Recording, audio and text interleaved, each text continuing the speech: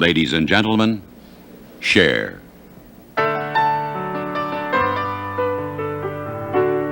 Almost heaven, West Virginia, Blue Ridge Mountains. Шер – легендарная американская певица и актриса армянского происхождения. Армянская диаспора не зря гордится Шер. Бог наделил эту женщину многими талантами. Актриса, певица, телеведущая и везде с приставкой «успешная». Она обладательница неподражаемого контра-альто и множества наград, в числе которых Оскар, Грэмми, Золотой глобус, Каннская пальмовая ветвь и Эмми. Она единственная певица, чьи хиты занимали первые места музыкальных чартов Америки на протяжении более 60 лет.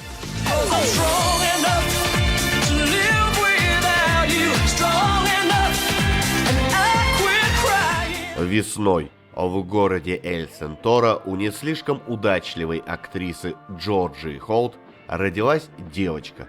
А когда новорожденной исполнилось 10 месяцев, мать уже оформила развод с отцом девочки, дальнобойщиком Карапетом Саркисяном. В следующий раз увиделись дочь и отец только тогда, когда малышке, названной при рождении Шерлин, исполнилось 11 лет.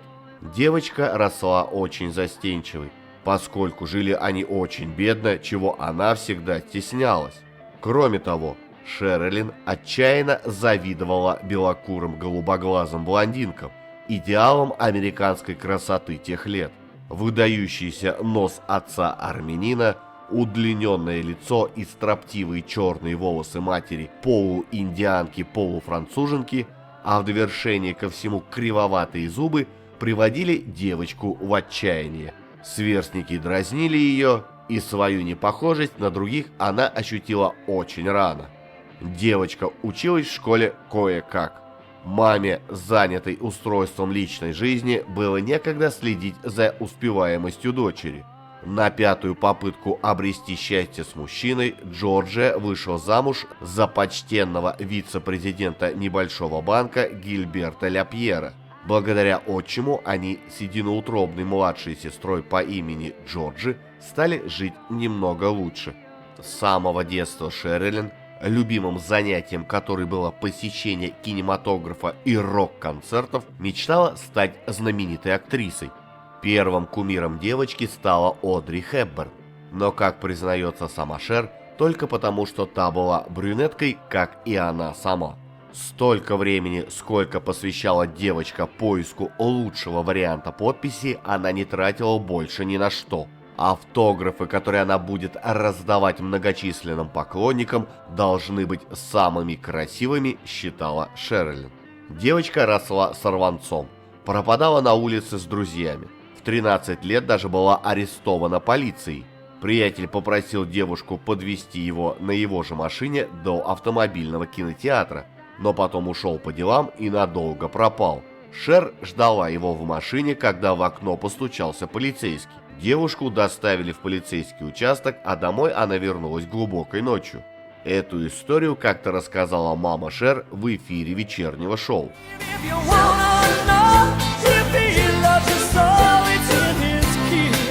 16-летняя Шерлин решила, что в школе ей больше нечего делать. Учиться было неинтересно. Подбив подружку бросить вместе с ней школу, юная девушка отправилась искать лучшей жизни для себя и переехала в Лос-Анджелес, где поступила на учебу в школу актерского мастерства. Как считает сама певица, счастливый случай свел ее с Сонни Боно, музыкантом, работавшим в тот момент ассистентом продюсера Фила Спектора. В небольшом кафе они разговорились, выпили по чашечке кофе, и Сонни пригласил девушку пожить пока у него, взяв с нее слово, что она приведет в порядок его жилище и будет следить за наличием еды в холодильнике. Вскоре оказалось, что Шер еще и неплохо поет, поэтому Сонни сначала подписал свою подругу на бэк-вокал, а потом выпустил для нее и первый сольный сингл «Ринго, я люблю тебя». Сингл с треском провалился, во многом потому, что из-за низкого голоса Шер слушатели решили, что в любви к барабанщику Битлз объясняется какой-то мужик.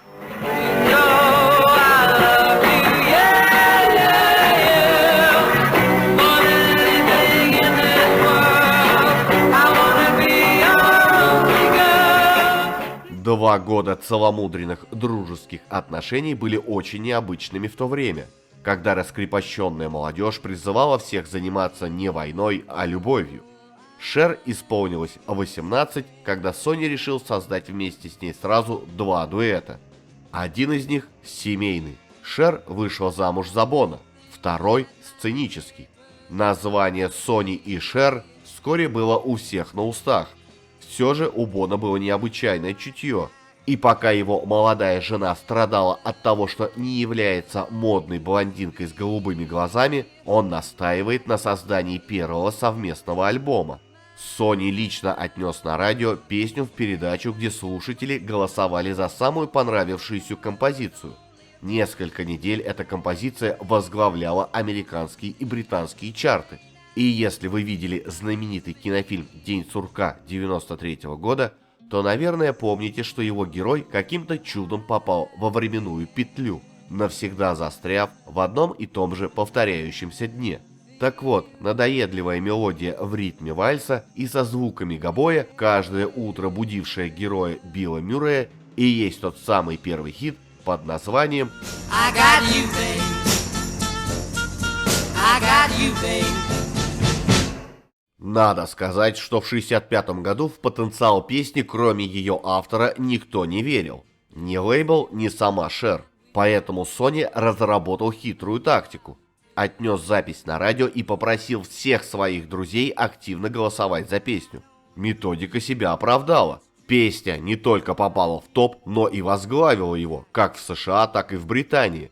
Впоследствии Сони Бона ударится в политику и установит своеобразный рекорд, став единственным в мире конгрессменом, имеющим хит номер 1. I got you, babe. I got you, babe. А тогда вслед за песней увидел свет их альбом. Публику, как и предсказывал Бона, привлекала яркая красота в сочетании чувственным необычным голосом Шер и рядом с ней хиппи Сони. Вскоре вышел их второй альбом, и до конца 60-х пара выпустила еще 7 альбомов. Советская эстрада, до которой, несмотря ни на что, нередко доходили лучшие образцы мировой современной музыки, довольно оперативно отреагировала на европейский успех другой их песни. Оркестровка песни была использована в фильме «Влюбленные» с Родионом Нахапетовым и Анастасией Вертинской, выпущенном киностудией «Узбекфильм» в 1969 году.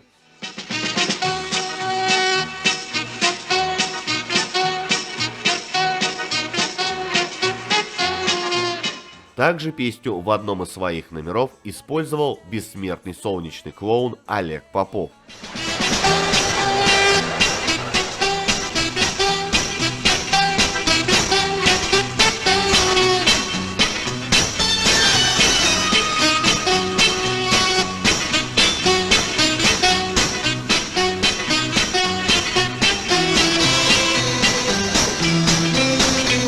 И именно эта мелодия сопровождала сцену фехтования волка и зайца в 9-й серии мультисериала «Ну погоди».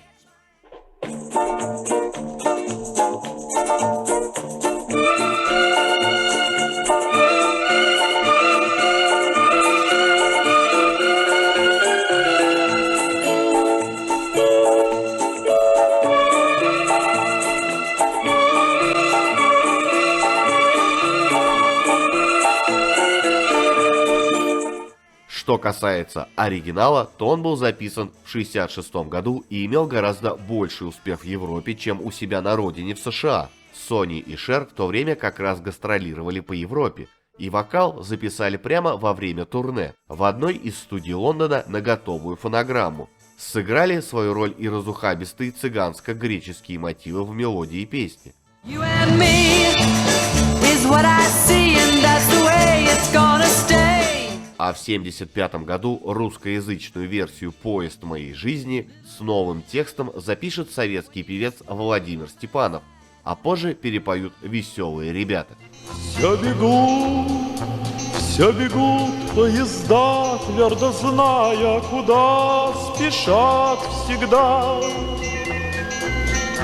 И бежит поезд жизни моей сквозь мельканье ночей, бежит он сквозь года. Еще большую известность приобрел русскоязычный кавер на другую песню Шер под названием «Мама, когда у моих кукол появятся детишки» 1967 года выпуска.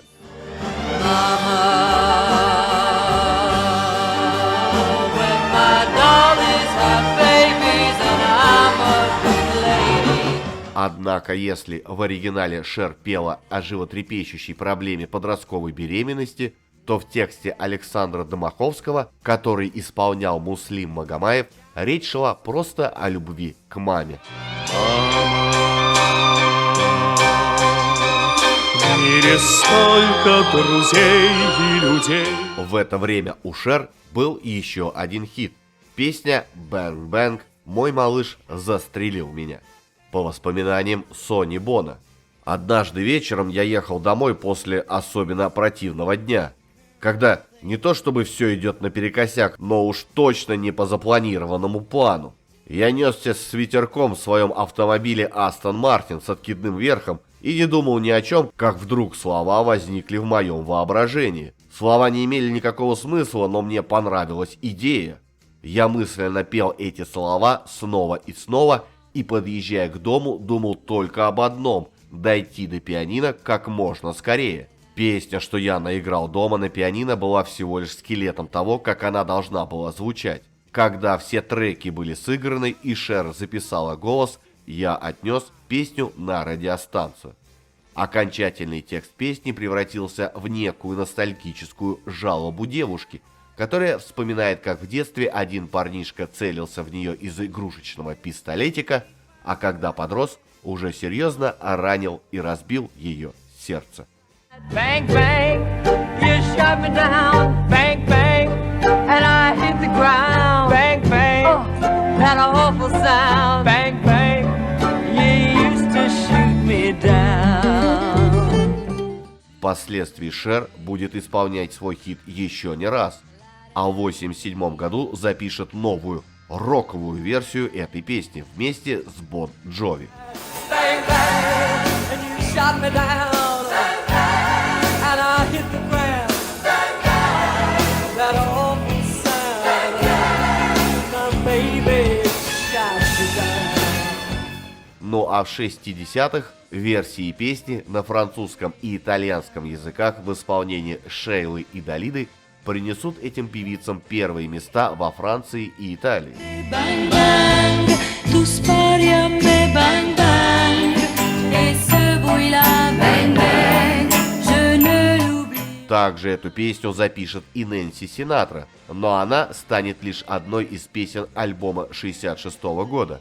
Однако спустя годы окажется, что горячим поклонником этой версии был режиссер Квентин Тарантино. Именно в исполнении Нэнси песня зазвучит в кинофильме «Убить Билла», где героиню Уму Турман застрелили уже в самом, что ни на есть, буквальном смысле. Bang bang, I shot you down, bang bang, you hit the ground, bang bang. В то время как сценический альянс принес Сони и Шер популярность, семейный союз преподнес сюрприз в виде малютки, которую назвали Честити, что означает «целомудрие».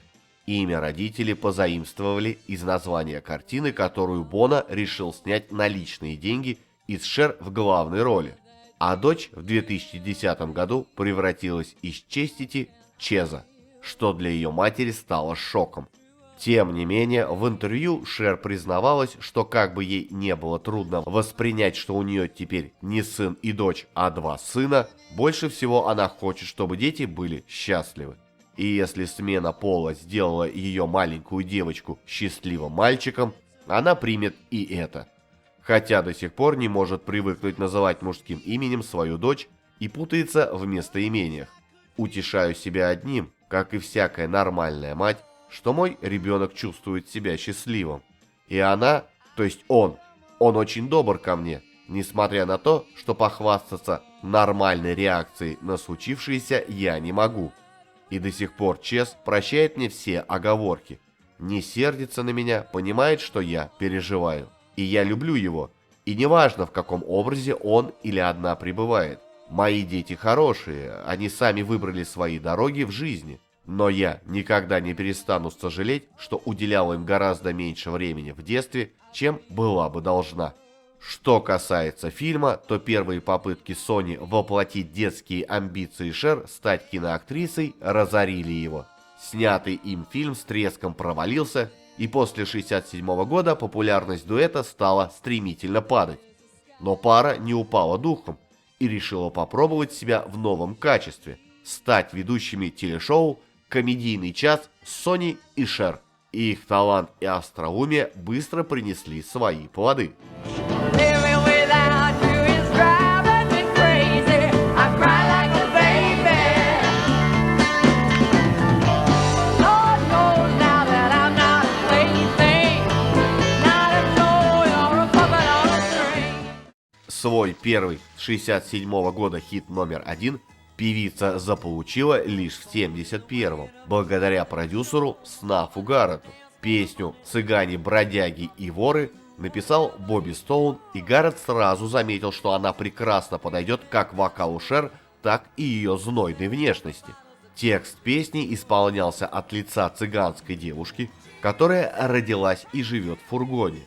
Ее охмуряет белый парниша, но стоит только девушке забеременеть, как подонок исчезает с глаз долой. И теперь уже ее дочь рождается все в том же доме на колесах, продолжая безнадежную карму матери. Видео на эту песню было записано прямо на телешоу Сони и Шер, где певица пела на фоне цыганского фургона. Gypsies, tramps and thieves, we're hearing from the people of the town. They call us gypsies, tramps and thieves. But every night all the men would come around. Следующий хит певицы опять-таки эксплуатировал экзотическую внешность Шер. Песня называлась «Полукровка», а ее текст, написанный Мэри Дин, повествовал историю девушки, у которой отец был белым, а мать индианкой из племени Чероки. А в результате несчастную полукровку не признают своей ни бледнолицей, ни краснокожие. Гаррет снова понял, что эта песня прямо-таки написана для Шер, в жилах которой, наряду с армянской кровью отца, текла и смешанная кровь матери французско-индейского происхождения. В клипе, снятом опять-таки на телешоу, Шер предстала в гламурно-индейском облачении с перьями на голове и верхом на лошади. She's no good, they won't. Both sides were against me since the day I was born. Музыкальная карьера Шер снова прочно стояла на ногах, а вот семейная жизнь разладилась. Сони позволял себе кутить в компании молоденьких девиц, в то время как Шер должна была оставаться дома с ребенком. Сони, который считал, что это он сделал Шер популярной певицей, не хотел и не мог смириться с тем фактом, что для публики теперь именно она настоящая звезда в их тандеме. Из-за творческой ревности он все чаще напивался и унижал жену. Когда я сказала Сони, что ухожу от него, он устроил скандал. Он говорил, что если я его брошу, то он сделает так, что меня возненавидит вся Америка. Он говорил, что у меня не будет ничего. Сони натравил на Шер таблоиды. 4 года желтая пресса поливала певицу грязью. Бона надеялся, что бывшая жена наконец поймет, что без него она ничто и вернется. Но Шер не поняла и продолжила идти вперед уже без него. Тем не менее, зрители хотели видеть полюбившиеся им шоу Сони и Шер, и через некоторое время бывшие супруги возобновили партнерство в рамках телевидения. Ну а Шер снова вышла замуж, теперь за рок-музыканта Грега Олмана из группы The Allman Brothers Band. Этот брак принес Шерилин 2 важных события. Она родила мальчика, которого назвала Элайджей Блу, и выпустила с Олманом совместный альбом. Now cover the whole world, searching for a way to get to you. Will it be this way forever? Этот альбом был раскритикован и успеха не имел. К К тому же пристрастие мужа к запрещенным препаратам совсем не импонировало певице. Думаю, решение о браке было спонтанным, так как издание Entertainment Weekly сообщает, что Шер и Олман поженились всего через 3 дня после развода Шер с Бона в 1975 году. Певица была плохо подготовлена к борьбе с алкоголизмом и злоупотреблением героином Олмана. Грег был слишком ослаблен наркотиками даже для того, чтобы понять, что я бросила его. Он был под кайфом и даже не понимал меня, говорит Шер. Олман, пообещавший стать трезвым, через месяц помирился с Шер. Однако решение воссоединиться с Сонни Бона для перезапуска их шоу еще больше усугубило сложные отношения пары, что привело к тому, что Олман сам подал на развод. Какое-то время они еще были вместе, когда Олман узнал, что Шер беременна их сыном, но в 1978 году разрыв все же состоялся. После развода Шер подписала контракт с Casablanca Records. Диско доминировала в чартах, и лейбл заставил певицу записать альбом танцевальной поп-музыки. Шер, считавшая себя больше рок-артисткой, неохотно записала новый альбом, однако заглавный трек альбома оказался хитом, одновременно возродив ее карьеру и превратив ее в диско-диву в образе Донны Саммер. Take me home. Wanna feel you close to me. Ее следующий альбом был выпущен позже в том же году. Продюсер в своих интересах хотел использовать образ Шер и повышенное к ней внимание СМИ. На обложке альбома Шер обнаженная. Лишь волосы прикрывают ее грудь. На нее накинуты цепи и металлический ошейник на шее. Ее запястья и лодыжки также скованы. Обложка была осуждена всеми организациями защиты прав женщин, которые восприняли ее как изображение сексуального раба. А изначально альбом должен был называться совершенно по-другому и должен был быть записан в стиле диско. Но так как Шер не хотела записывать такую музыку, она отказалась от множества песен, предложенных ей, и добавляла в альбом песни, близкие ей. Так, песня «Boys and Girls» была включена в альбом именно Шер. Поскольку к моменту релиза альбома от оригинальной идеи почти ничего не осталось, название было изменено на «Prisoner», который можно перевести как «заключенный» или «узник».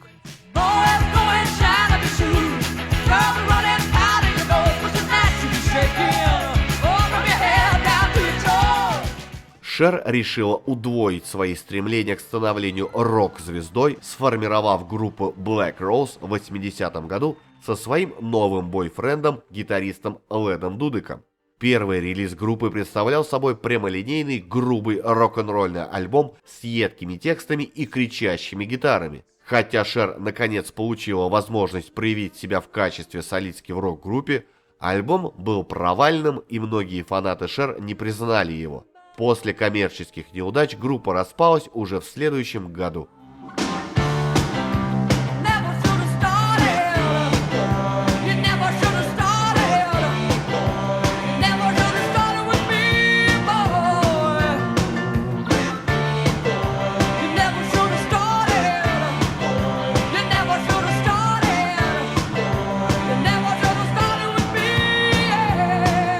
Однако параллельно Шер занималась постановкой сольного шоу в Лас-Вегасе. Увидев ее на сцене, Фрэнсис Форд Коппола посоветовал певице сниматься в кино. В начале 80-х она переехала в Нью-Йорк для участия в бродвейской постановке «Приходи к 5 навстречу, Джимми Джин». Увидев ее выступление, режиссер Майкл Николс пригласил Шер сыграть в его драме в паре с Мэрил Стрип. Певица не колебалась ни минуты.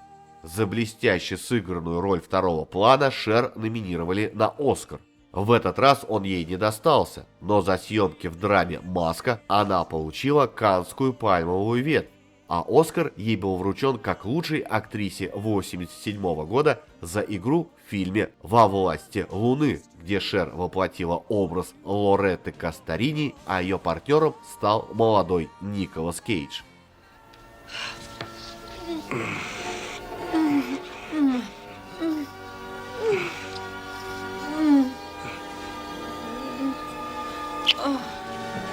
На церемонию награждения актриса явилась в легендарном прозрачном платье с несколькими бусинками, которые прикрывали как могли то, что в обществе принято прикрывать. С тех пор эпатажная сексуальная одежда становится неотъемлемым атрибутом образа Шер. В этом же году выходят на экраны «Иствикские ведьмы» и «Подозреваемый». В то же время Шер выпускает новый альбом в сотворчестве с Джоном Бон Джови, Майклом Болтоном и Дайаном Уорреном. А клип с композицией «Может повернуть время вспять» запретили показывать некоторые особо скромные каналы, поскольку наряд Шер в ролике был скорее его отсутствием.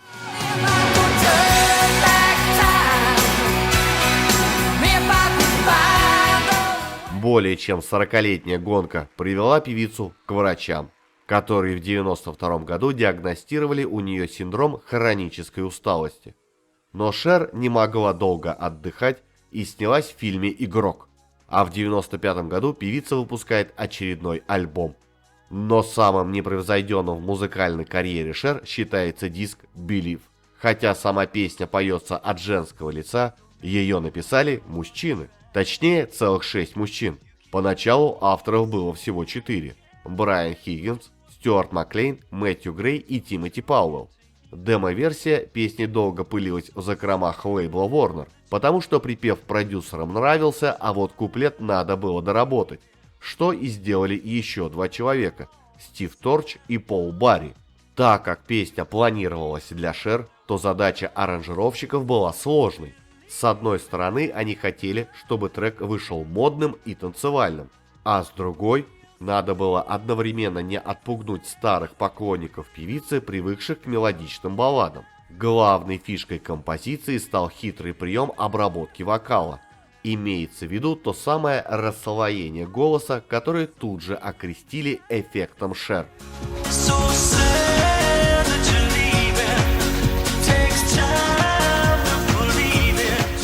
Проблема заключалась в том, что при обработке вокодером текст становился невнятным. Поэтому продюсеры решили искажать в словах только отдельные слоги. Кроме этого, был использован и хорошо знакомый телефонный эффект, когда срезалась большая часть частот. Поначалу продюсеры опасались, что Шер не потерпит такого надругательства над ее голосом. Однако певица приняла идею с восторгом, и не только она. Вскоре эффект Шер заполонил как западную, так и отечественную эстраду. Реакция слушателей на песню превзошла все ожидания. В 1999 году она добралась до вершины хит-парада США, стала самым продаваемым синглом года и охватила премию Грэмми как лучшая танцевальная запись. Ну а Шер стала самой старшей по возрасту поп-певицей, которой удалось записать хит номер 1. В этот момент ей было 52 года.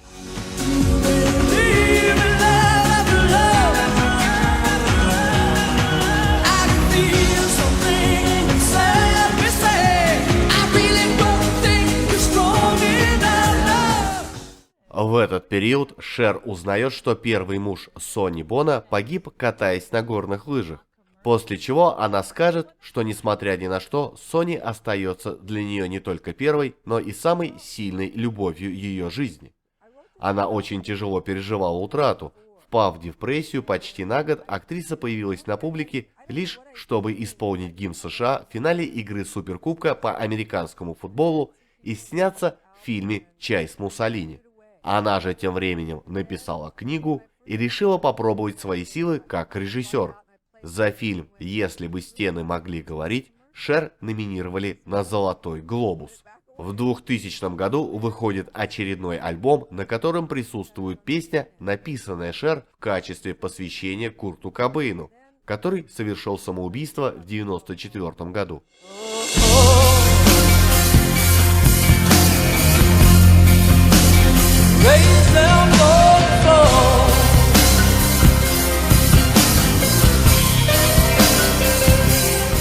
Начало нового тысячелетия стало для Шер началом прощания с исполнительской карьерой.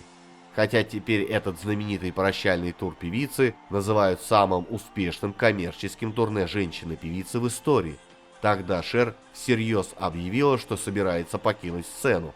С 2002 по 2005 год она гастролировала по всему миру, побывала более чем в 20 странах, дала 325 концертов, сборы от которых составили больше $250 миллиарда.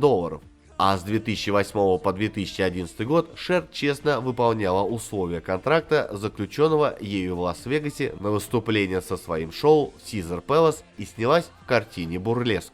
Летом 2012 актриса снова влюбилась и почти вышла замуж за брутального байкера Тома Медведса. Надо сказать, чем старше становилась поп-дива, тем моложе выбирала себе бойфрендов. Самым молодым из них оказался булочник Роб Камилетти, который был моложе своей возлюбленной на 18 лет. Шер с восхищением говорила, что у парня самое красивое лицо, какое она когда-либо видела, а ее избранник покрывался испариной от публичности и в конце концов предпочел бегство отношениям с богиней сцены. Темперамент певицы и ее необычайная внешность, над которой она без устали трудится, подкрепленные ее талантом и обаянием, оказывались не по силам мужчинам, которых она выбирала. Но то, как эта великая женщина расправляется с собственным возрастом, достойно восхищения. Сама Шер считает, что ей просто повезло с генами. Моя мама, дай бог ей здоровья, в свои 83 года выглядит роскошно. Многие бы молодые женщины мечтали иметь такую фигуру, как у нее. И моя бабушка, она, кстати, родила мою маму в 14 лет, тоже отлично выглядела, дожив до 96. До тех пор, пока не сломала шейку бедра, 4 раза в неделю ходила на фитнес. Так что я молюсь и надеюсь на лучшее. К тому же, возможно, вопреки чьим-то представлениям, я довольно дисциплинирована. Не пью, не курю, не принимаю наркотиков. Когда выступаю, живу как монахиня. Встаю в 7 часов утра, 1,5 часа занимаюсь физкультурой, потом иду в танцевальный класс, в бассейн. Люблю все, кроме пилатес. По-моему, это ужасно скучно. Даже ее увлечение татуировками шло ей необычайно. Хотя вскоре Шер заплатила баснословные суммы за то, чтобы свести все тату. Сама певица говорит: «Когда-то мне было 40 лет, теперь гораздо больше. Я точно знаю, что 40-летней быть лучше. У меня есть мечта никогда не стареть, поэтому я извожу себя упражнениями».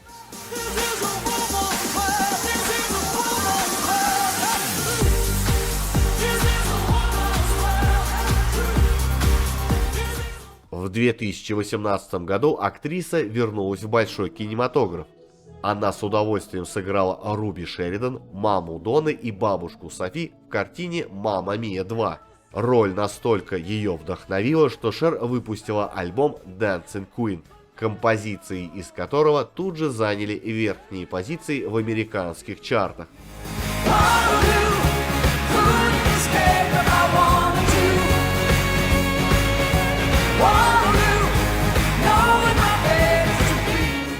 В феврале 2020-го Шер поучаствовала в эффектной фотосессии на мотоциклах вместе с Ким Кардашьян и Наоми Кэмпбелл. Позже был смонтирован бэкстейдж со съемок, которым певица поделилась с миллионом своих подписчиков. Фанаты не устают восхищаться внешними данными своего кумира, несмотря на то, что возраст певицы уже давно перевалил за 70. Возможно, когда-нибудь она решит, что сказала миру все. Уйдет на пенсию и станет старушкой, путешествующей по горам Тибета. Но похоже, что это будет еще не скоро.